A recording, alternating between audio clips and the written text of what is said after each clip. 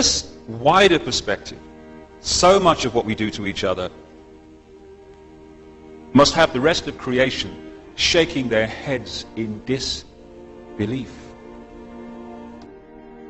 The fact is that someone born in the United States is not more special than someone born in Mexico.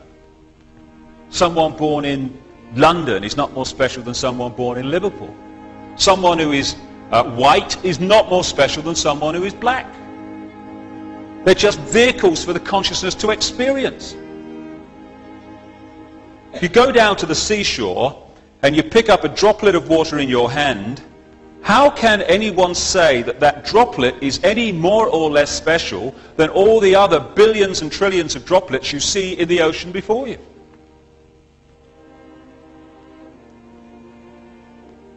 So when I began to understand all this and appreciate this other explanation to dogmatic religion and this world is all there is science, I started to ask a few questions of this situation. Like, how come that this explanation, at the very bottom line least, is as credible as the other two? How come the other two get guaranteed airtime, often no questions asked, here's your airtime, say what you like, and the alternative to both of them is ridiculed, condemned, or suppressed by reflex action? The answer that I came up with was that clearly some people don't want the public to have access to this information. But who and what and why? And I began to ask other questions.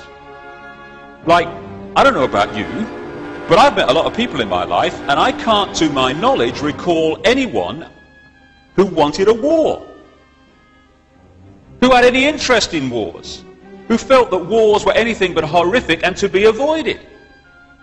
So I thought, how come the world's been awash with wars throughout the century? Who's behind them?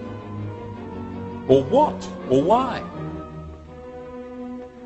Then I kind of looked at this economic system that controls the world. An economic system that is so sane that the more successful it is in its own terms, the quicker it destroys the planet. It's the perfect environmental and human assassin. It insists every year that we take more from the earth even quicker, turn it into even more things, sell even more things, consume even more things, throw away even more things, to worship the real God of the modern world, economic growth. It insists that every year 20% of the people of the world consume 80% of the resources, while leaving the other 80% to get by on the other 20%. Crazy! Of course it is! But that's the economic system, take, make and throw away, that controls your life and mine. And that of 6 billion people nearly. So I thought, what's behind this self-destruction? Or who and why? I started to look at some of the other conventional wisdom that we pass on from generation to generation as the only way of doing things in this world.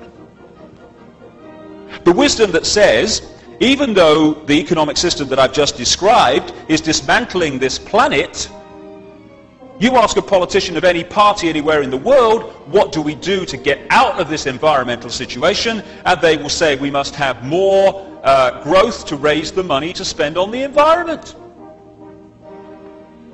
If I said to you the way to put out a fire is to pour more petrol on it, you'd say he's out of his mind. But that's what the politicians are saying when they say about more growth to sort out the environment.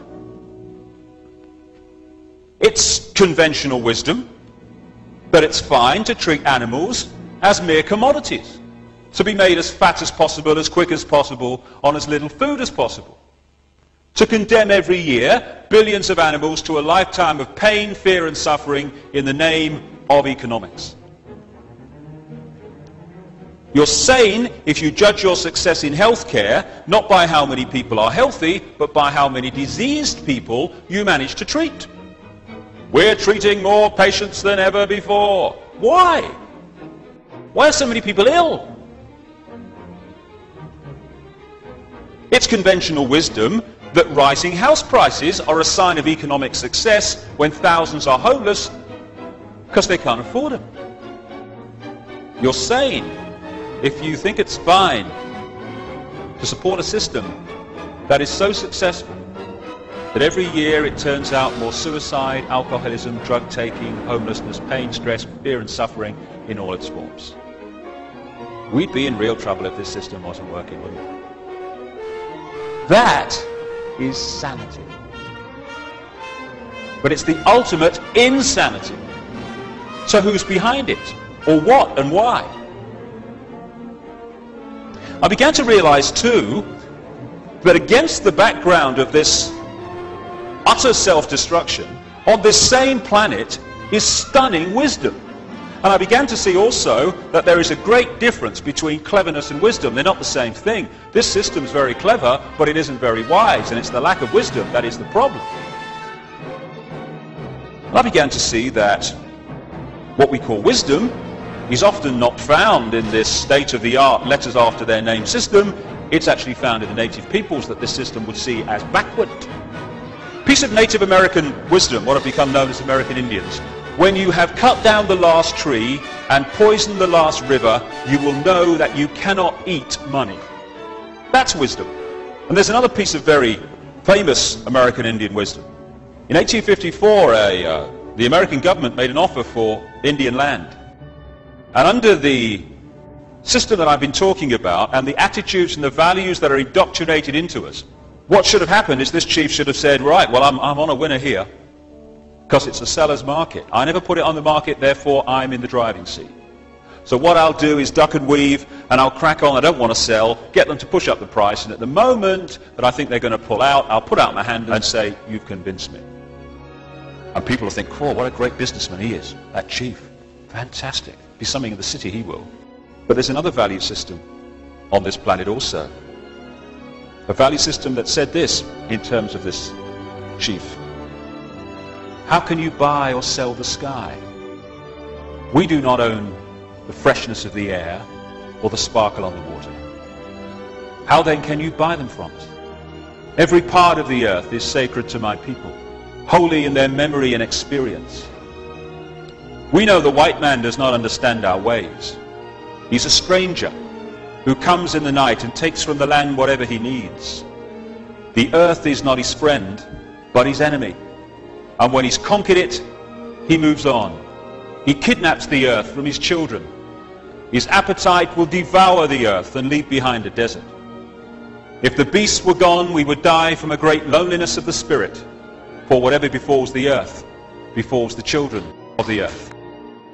It's sobering to think that those words were spoken in 1854, when you look what has happened since.